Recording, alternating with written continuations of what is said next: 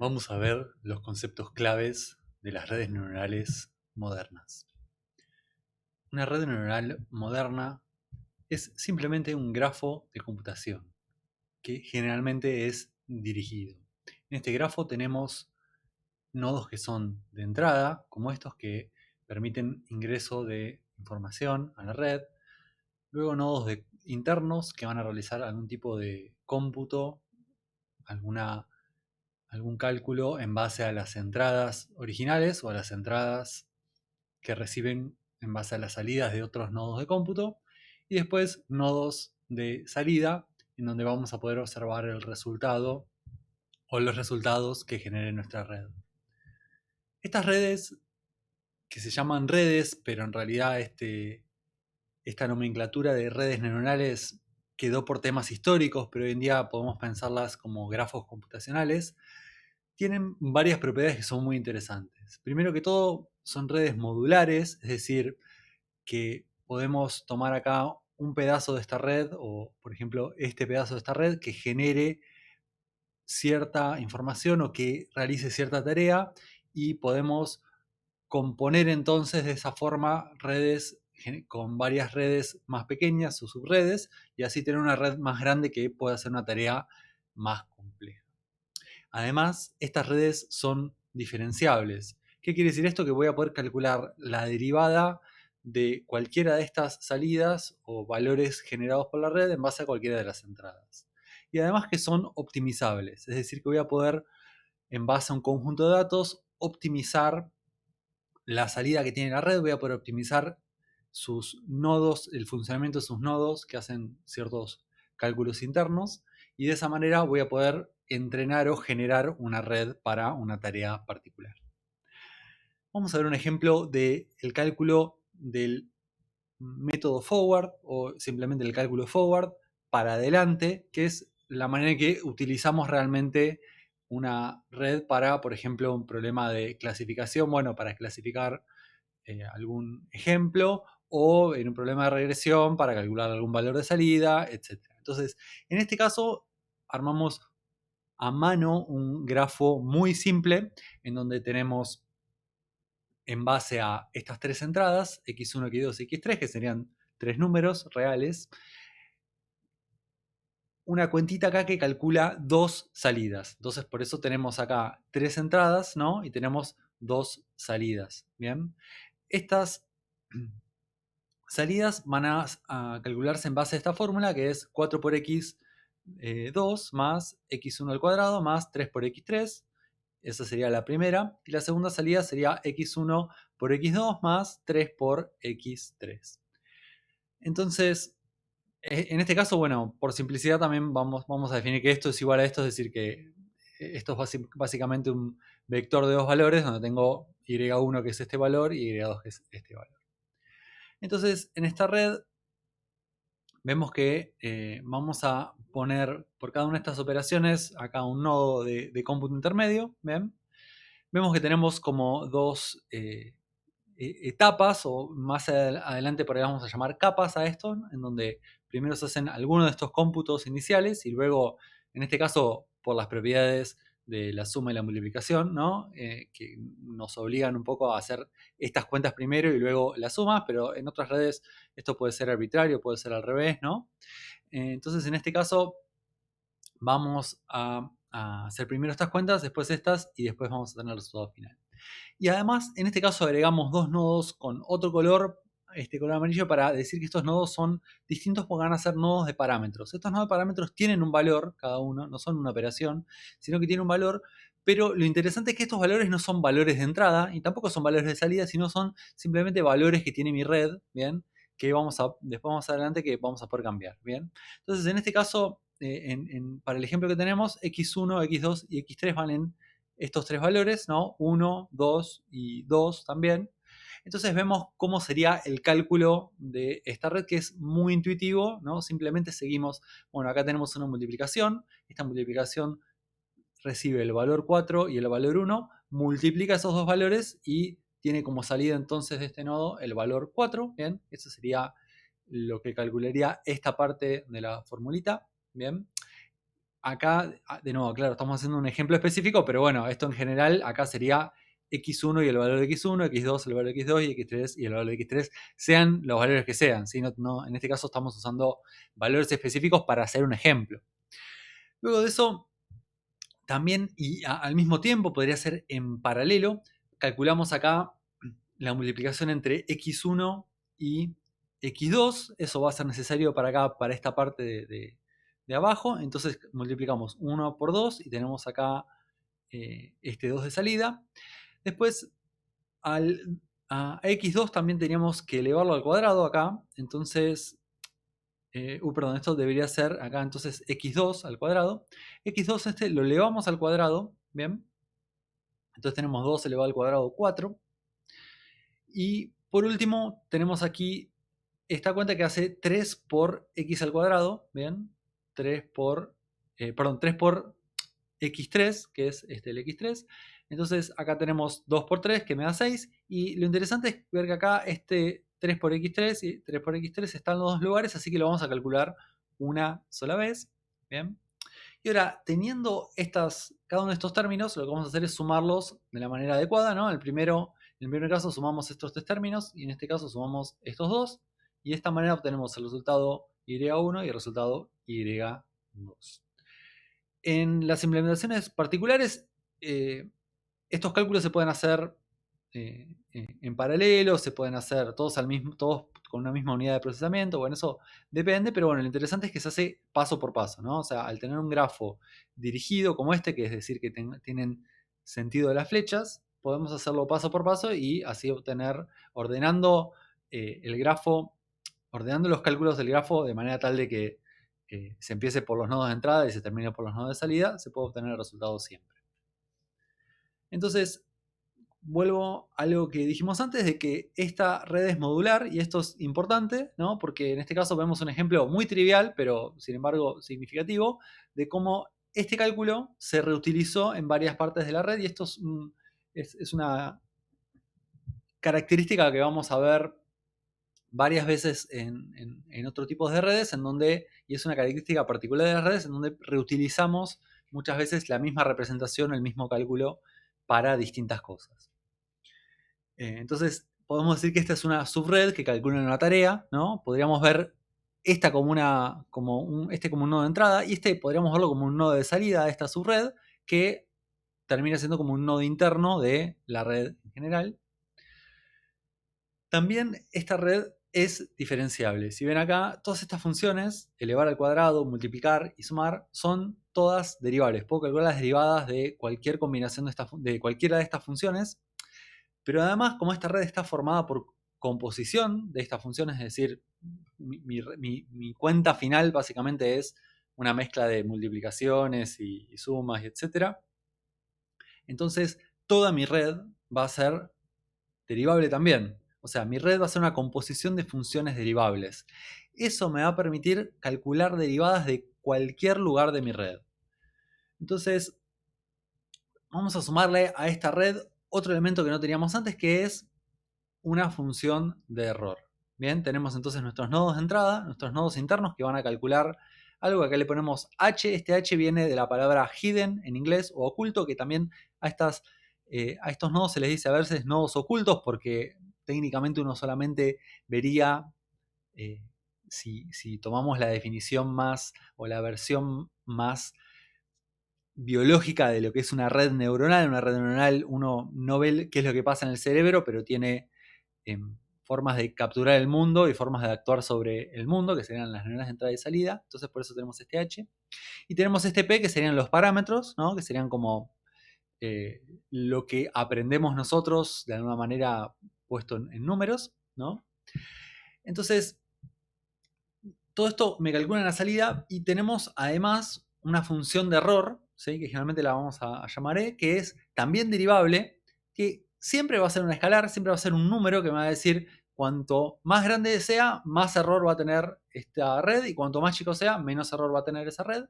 Y que por eso siempre depende de la tarea. Si estoy clasificando cosas, va a ser de una manera ese error. Si estoy con un problema de regresión, va a ser de otra forma, y así sucesivamente. Y aún dentro de esas categorías de problemas también tengo un montón de variedades. Pero lo interesante es que E también es derivable. Entonces, de esta manera voy a poder calcular la derivada del error para cualquier nodo que yo tenga. O sea, yo puedo calcular la derivada del error respecto de esto, respecto de esto, respecto de esto, respecto de esto, respecto de cualquier parte de mi red. Entonces, de esta manera, esta habilidad de derivar me va a servir para entrenar mis redes. Entonces, ¿cómo vamos a entrenar la red? Bueno, ¿cómo vamos a hacer que la red aprenda? Bueno, pensando esta red como una función y aplicando estrategias de optimización de funciones. En particular, vamos a aplicar estrategias de optimización que utilicen esta derivada como una señal de error que vamos a poder calcular desde acá y llevar para atrás hacia la red. Y en particular, y esto es lo más importante, vamos a poder llevarla hasta los parámetros, porque el resto de la red va a estar fija generalmente. No se cambia la estructura de la red cuando uno le entrena a la red, pero lo que sí cambiamos son los valores de los parámetros. Esos numeritos que antes eran 3 y 4 pueden adaptarse a ser otros números para que toda la cuenta que hace esta red tenga un resultado que sea correcto. Entonces, la optimización esta va a constar en minimizar este valor de error cambiando los parámetros, bueno, P1, P2 o más. Entonces, a mí me gusta ver estos parámetros como perillas que uno puede ir cambiando y de esta manera ajustarlas para minimizar este error y de esa manera lograr que la red aprenda a hacer una tarea. Ya vimos el cálculo forward que nos permitía calcular la salida de la red en base a una entrada. Ahora vamos a ver el otro cálculo que también es fundamental para las redes, que es el cálculo backward. El cálculo backward me va a permitir calcular la derivada efectivamente del error para todos los nodos. ¿Y cómo funciona básicamente? Bueno, empezamos desde el error, ¿no? Y desde el error vamos a calcular la derivada del error respecto de estas dos salidas que son las finales. Y en base a eso, luego lo que vamos a hacer es calcular cómo estos nodos funcionan, saben cómo funcionan, vamos a poder calcular entonces, en base a la formación de este nodo, las derivadas de sus entradas, ¿no? Y luego con esto vamos a hacer lo mismo, como estos nodos saben cómo funcionan y saben cuál fue la derivada del error respecto de ellos, de su salida, ¿no? Es decir, la interpretación de esto es, la derivada me va a decir cómo tengo que cambiar yo a H5 y H6 para que este error baje, ¿no? Y en base a esa información van a poder propagar para atrás estas derivadas que le van a decir a estos nodos también cómo tienen que cambiarse para que el error baje.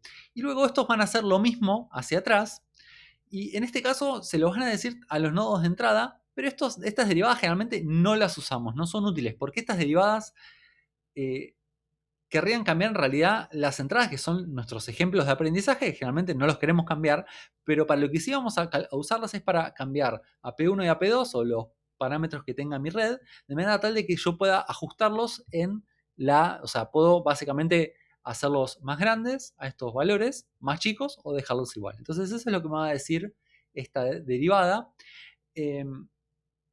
Entonces, esto me permite a mí ajustar, va a ser la base para poder ajustar la red, poder aprender una tarea, ¿sí? Y de la misma manera que el forward, esto se puede hacer de manera distribuida, o sea, puedo tener un dispositivo calculando una parte de este cálculo backward, otro dispositivo haciendo esta parte y así sucesivamente, ¿no? Entonces es muy flexible la manera de representar y de optimizar esta red. La conjunción de estos dos cálculos, de primero calcular el forward y luego el backward, se llama backpropagation y es el algoritmo central para aprender con una red, para entrenarla, para ajustarla a un conjunto de datos. Entonces, esta combinación que siempre se viene de la mano, porque en realidad para hacer todo este cálculo de derivadas vamos a precisar primero el valor del error y además vamos a necesitar un montón de valores intermedios que se utilizan para calcular las derivadas que generalmente se calculan con el paso forward. Entonces, el paso backward siempre viene seguido de un paso, siempre viene después de un paso forward y todo esto junto se llama el algoritmo de backpropagation que me permite a mí calcular entonces y conocer estas derivadas tan importantes para la red.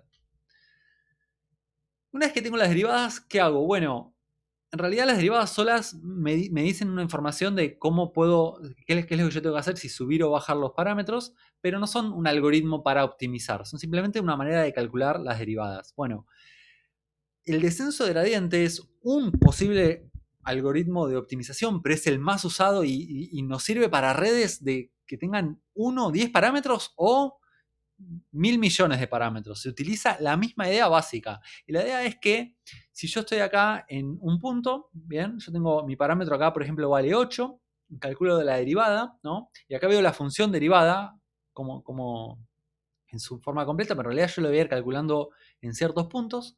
Y digo, bueno, en este punto la derivada me dice que tengo que ir para la izquierda, o sea, la derivada es negativa. Entonces, ¿qué es lo que voy a hacer? Bueno, voy a actualizar mi parámetro y moverlo para la izquierda, ¿sí? O sea, en este caso, decrementar su valor, ¿no? Entonces pasa de, por ejemplo, de 8 a 6. Y luego veo que también ahora eh,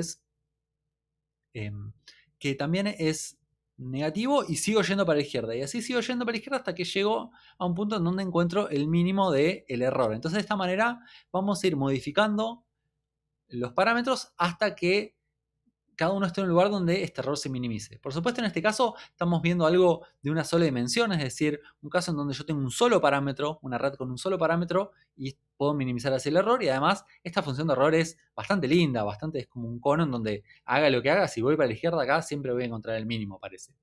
Obviamente esto es mucho más complicado cuando tengo una red con 1 millón de parámetros, que es algo muy común, o 1000 millones de parámetros, que también es algo cada vez más común.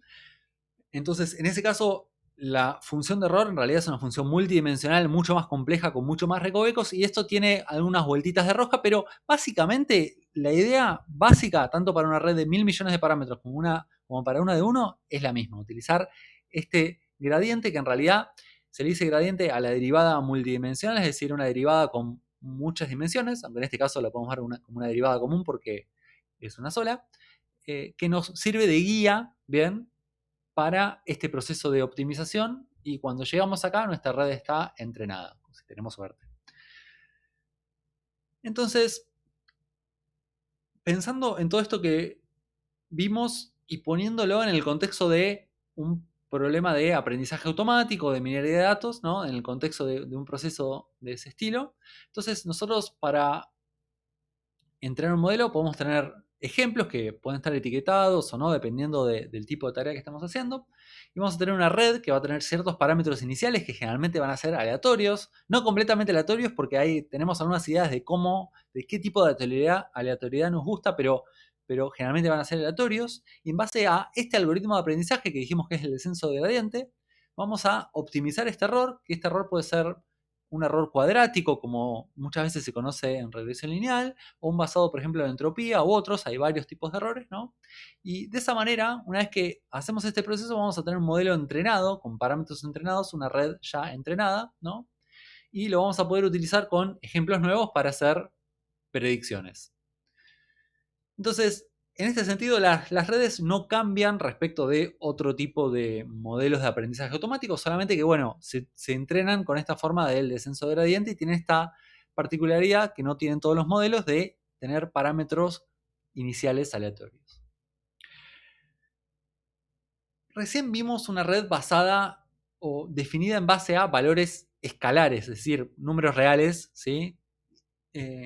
Pero generalmente no es la mejor manera de definir las redes y no es el mejor nivel de granularidad o el nivel de complejidad en el cual nos queremos manejar.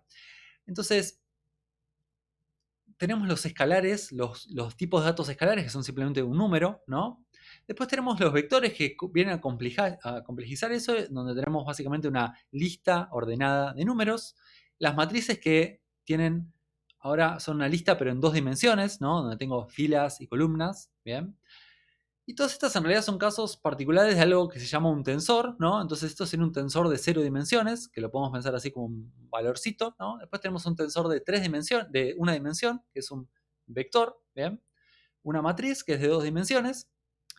Y después tenemos un tensor, por ejemplo, en 3 dimensiones, donde tenemos, entonces básicamente para especificar un elemento necesitamos acá 3 índices, ¿no? El índice de una cara, el de otra cara y el de otra cara, ¿no? Y acá también necesitamos dos índices, y acá 1 y acá 0 porque no hay un solo valor, ¿no?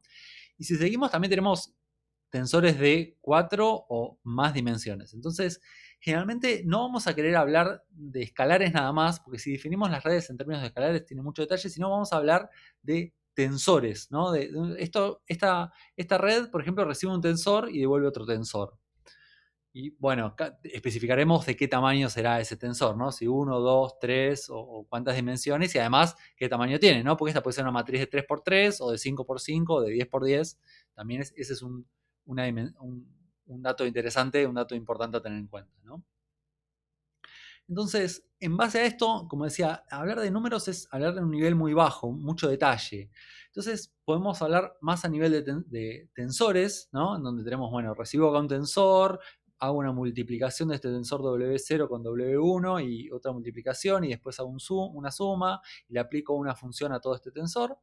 O lo que vamos a ver es que en realidad vamos a querer trabajar hasta un nivel aún más arriba, al nivel de lo que vamos a llamar capas, que en realidad son simplemente una subred que genera alguna tarea, pero por cuestiones que vamos a ver más adelante se le suele decir una capa, y esta es una terminología que ha quedado. Entonces una capa es básicamente una pequeña subred que hace una tarea. Entonces acá vemos una red definida en base a estas capas. Acá tengo una capa convolucional, que es en realidad es toda una subred convolucional. Acá tengo una capa de subsample o submuestreo, una capa convolucional, una capa de max pooling. Cada una de estas capas eh, realizan un cálculo particular, alguna función particular, y esa función particular es de alto nivel, o sea, está expresada, si uno va a la definición de estas capas, está expresada como un montón de estas cuentas de más bajo nivel. O sea, podríamos ver que, por ejemplo, esta función de max pooling en realidad tiene, si la vemos por dentro, un montón de detalles, un montón de cuentas internas, pero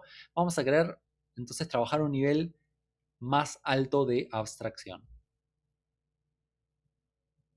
Entonces, con este concepto a nivel de capas, podemos decir que un grafo en realidad una red es un grafo de transformaciones derivables. Hablamos de transformación como una manera de no hablar solamente de cálculo, sino de pasar de una representación a otra, ¿no? Eso sería una transformación. Y estas transformaciones pueden ser un montón de cosas que pueden ser tan simples como un máximo, un promedio, o mucho más complicadas como una capa que realice una tarea de regresión lineal o de regresión logística, o etcétera, ¿no? Y entonces mi red en realidad va a tener como una entrada que va a ser acá un vector, ¿no? De 3 elementos.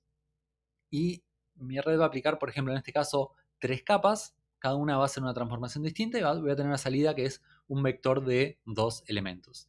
Y acá vemos por ahí de dónde sale esta idea de capa, ¿no? Porque como que en realidad esta capa rodea a la entrada y esta capa 2 rodea a la entrada de la capa 1 y esta capa 3 es como una cebolla, ¿sí? Que podríamos, ¿no?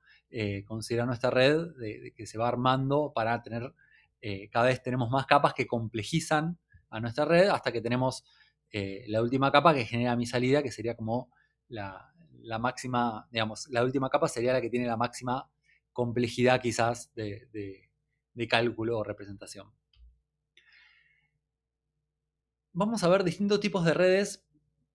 Técnicamente una red puede ser un grafo arbitrario, pero en la práctica no son tan complejas vamos a llamarlas arquitecturas o topologías de la red, que es como la forma, la distribución que tenemos nosotros de los nodos, ¿no? La conexión que tienen.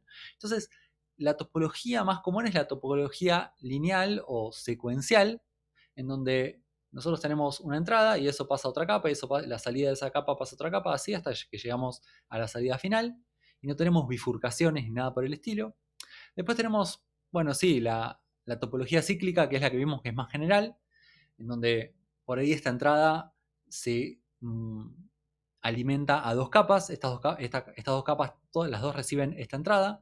Esta capa de abajo también recibe esta entrada, que va solamente a esta capa.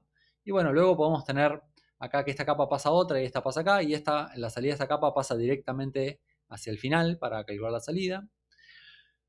Y bueno, hay varios modelos que utilizan esto, pero aún así a veces esta complejidad la vemos como una subred que está adentro de una capa, y por ahí acá adentro, digamos, esta capa puede tener un grafo complejo, pero de nuevo, al nivel que nosotros queremos ver esto, que es un nivel por ahí más alto, simplemente lo vemos como una capa y vemos nuestra red como una topología secuencial. Y por último tenemos por ahí la topología más complicada, que es la topología que tiene ciclos, en donde yo puedo, ¿no? Acá ingresar un valor a la red, este va acá a esta capa, después va a esta capa, y de esta capa sale para el resultado final, como a un nodo de salida, pero también vuelve al nodo anterior. Y esto generalmente se utiliza cuando tenemos datos como series temporales o un texto, que también es una serie no temporal, pero sí en base a las posiciones, es una serie de caracteres o de palabras.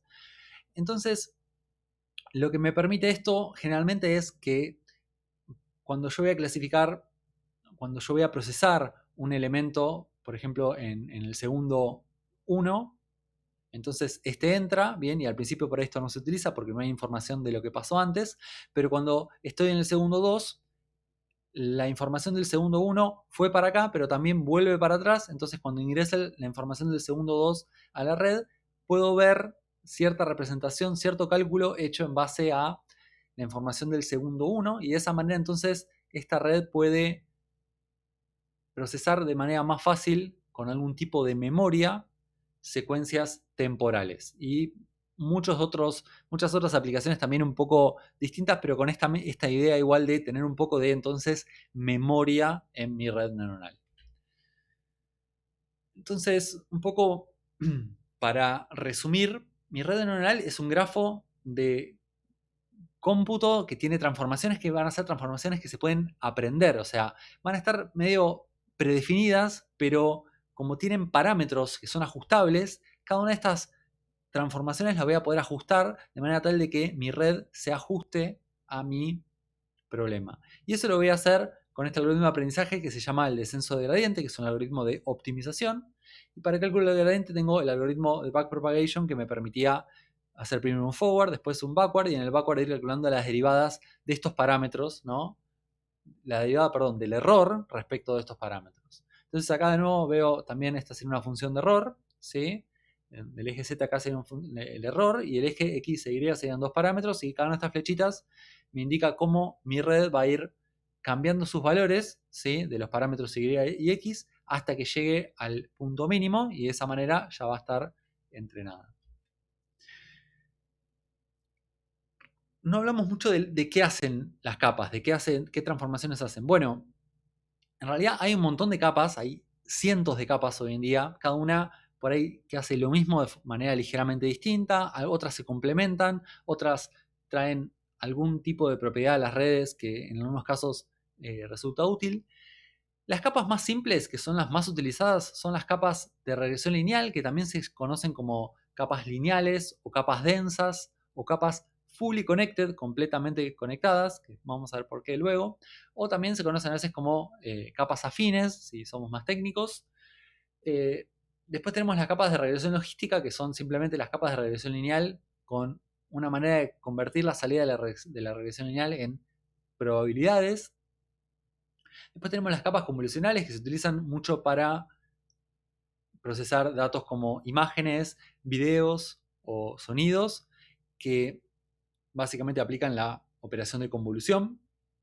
Después tenemos otro tipo de capas que se llaman funciones de activación, que es lo que hacen es darle lo que vamos a llamar la no linealidad a mi red, es decir, cuando yo tengo un modelo de regresión lineal que básicamente solamente puede utilizar funciones que son líneas o planos o hiperplanos en n dimensiones, ¿no? Y no pueden, digamos, doblar. Bueno, las funciones de activación van a permitir aumentar el poder de representación o de expresividad. Esto quiere decir que básicamente pueda adaptarme mejor a los datos, ¿bien? Y se aplican generalmente en composición con varias de estas, ¿no? Y en particular, generalmente estas no tienen parámetros, por eso acá lo indiqué así. Estas capas suelen tener parámetros, las funciones de activación no suelen tenerlos, aunque algunas sí.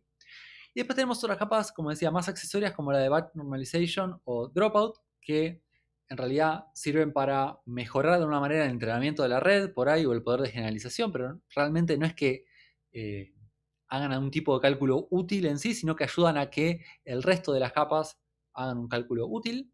También tenemos bloques residuales y bloques inception, que también se utilizan para mejorar la manera en que estas capas representan información. Y entonces, medio es armar una red significa conocer estos bloques, conocer estas capas, que son como mis bloques de construcción básico de redes, y saber como el orden particular en el cual es óptimo para un problema u otro combinar estas capas y, bueno, un montón de cositas más, ¿no? De cómo entrenar la red, cómo definirla, cómo hacer la entrada, cómo hacer el preprocesamiento, etcétera. Pero básicamente tengo que aprender un poco qué hace cada una de estas capas y cómo combinarlas. Un paréntesis importante para cuando veamos ciertos diagramas o ciertas discusiones. Recién nosotros vimos un modelo en donde los nodos básicamente realizaban un tipo de cómputo y los valores fluían a través de las conexiones o también llamadas aristas de la red.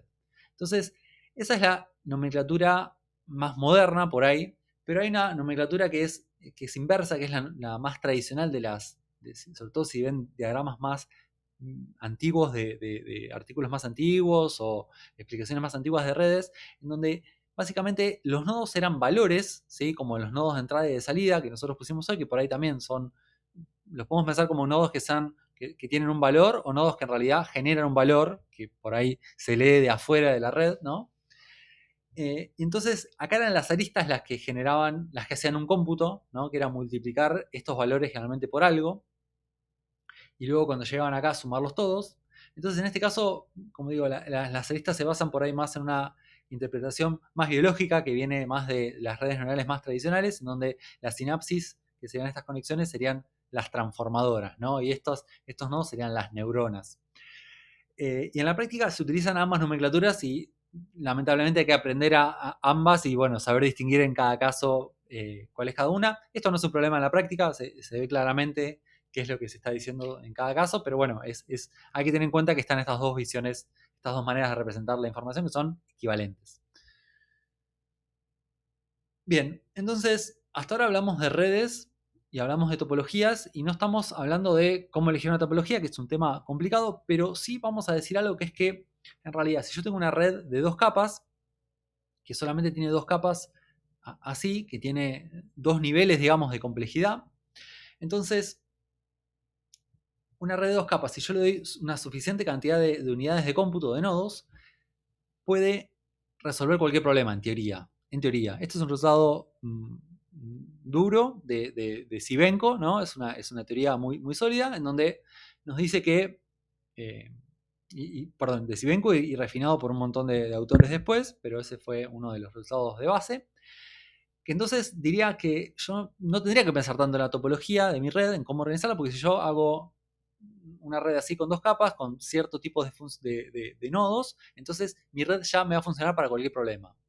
El problema que tiene este resultado es que es un resultado no constructivo. ¿Qué quiere decir eso? Que no me dice cómo encontrar esos pesos. Me dice que existen algunos pesos y que si yo si yo tengo una red, le aumento la cantidad de pesos y si le pongo bien los valores a los parámetros, pesos es un sinónimo de parámetros en la terminología de redes neuronales, entonces puedo resolver cualquier problema. Eso está bien, pero en la práctica el drama que tienen es que generalmente una red de dos capas es mucho menos eficiente para resolver cierto tipo de problemas que una red con varias capas. Entonces, generalmente necesito una cantidad de neuronas que es muchísimo mayor en una red de dos capas que en una red de varias capas. Por eso existe una nueva área de las redes neuronales que se le dice Deep Learning, o en castellano a veces aprendizaje automático profundo o aprendizaje profundo, que es simplemente estudiar y utilizar redes con una gran cantidad de capas que trae alguna dificultad extra respecto de lo que eran las capas, las redes anteriores que tenían solamente dos. En la práctica no es tanta la dificultad, sino que por ahí es una dificultad más conceptual de saber, al tener tantas transformaciones, qué es lo que está haciendo la red. Pero entonces, por eso están de moda, digamos, por eso se están utilizando actualmente muchísimo más y casi todas las redes que se utilizan hoy en día son de varias capas. Son hasta de 150, 200 capas o más. Entonces, con eso tenemos un buen resumen de una buena visión global de qué son las redes neuronales modernas. Obviamente, esta visión es corta, es muy de alto nivel y vamos a ir profundizando en cada una de estas cosas empezando desde a poco, desde las capas, podemos empezar viendo cada una de las capas, entendiendo cada uno de esos bloques y así ir obteniendo una visión más general de cómo hacer una red cada vez más compleja y que nos funcione para mayor tipo y mayores y problemas cada vez más difíciles.